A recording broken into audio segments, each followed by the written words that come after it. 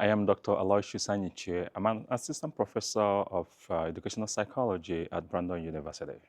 I have a book that I just published that is meant to support students' engagement and motivation, especially among culturally diverse students. These are students from different countries studying together in the same classroom. So especially in Canadian context, you have domestic students who are Canadians, who are white, and when you have students who are non-dominant group, we can refer to them as culturally diverse students. Identity plays a very huge role in self-regulation because when we think about self-identity, student identity, it is their understanding about themselves, even as a learner, the way they learn, the way they think, the way they behave. And so who a student identifies to be will influence the way the students regulate themselves in learning context. But at the same time, identity is socially constructed.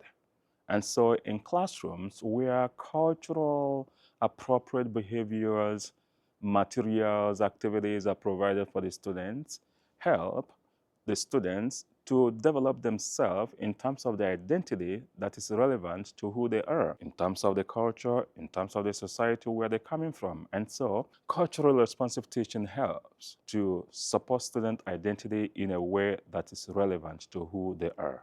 So when you think about cultural responsive teaching, it is that approach to teaching that honors students in terms of what they are bringing into the learning context, their cultural background, their values, their lived experiences. And when you think about self-regulated learning, it is about empowering students to take control over their learning process, control over their thinking, their actions, the emotions in order to perform their maximum in the class. And so that is the core principles enshrined in this framework. However, this framework has three major components. Number one is classroom foundational practices. Number two, integrated practices. And number three, dynamic supportive practices.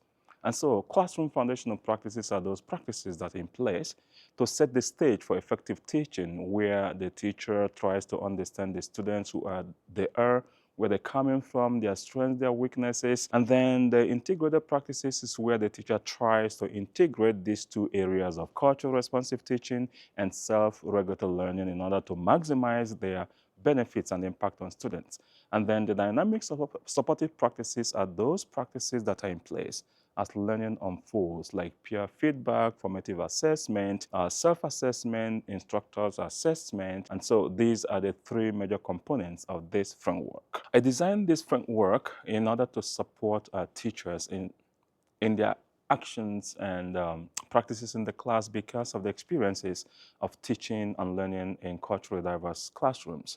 So I realized here in Canada and in some major Western world that teachers struggle with supporting students from different cultures outside of their own culture. And so those students at the same time struggle with engagement and motivation.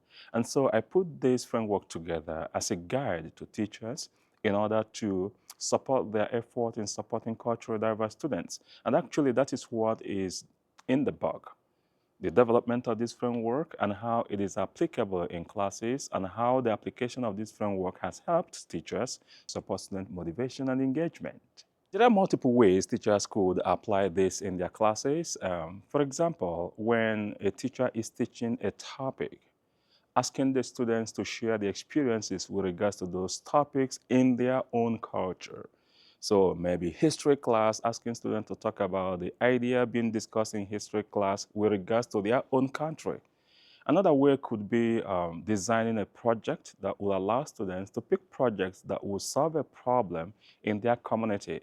And so in this way, the students have ownership over their learning, but at the same time, learning in a way that is helpful and impactful to their cultural background. Some of the teachers I've worked in the past will talk about one, understanding the cultures of students, especially when there are many students in the class. And one way to deal with this might be to have at the beginning of the class, maybe know yourself or knowing others in the classroom context, having the students share experiences of who they are, what they're bringing into the learning context. That way you're getting a feel of who they are.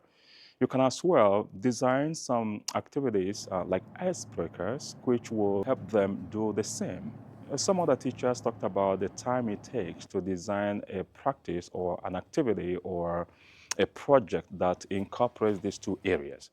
And what I tell those teachers is to give it a shot, because when you begin to understand your students, why they are in this space to learn, and create opportunities for them to learn in a way that is relevant to them, it pays off at the end of the day because they're taking ownership of the learning. The burden is a little bit eased off you, and students are more engaged and more motivated to be in the class. Age of digital and remote learning environment, I envision cultural responsive teaching to blossom more than ever because we've a lot at our disposal. So for example, teachers who have access to culturally relevant materials across the globe.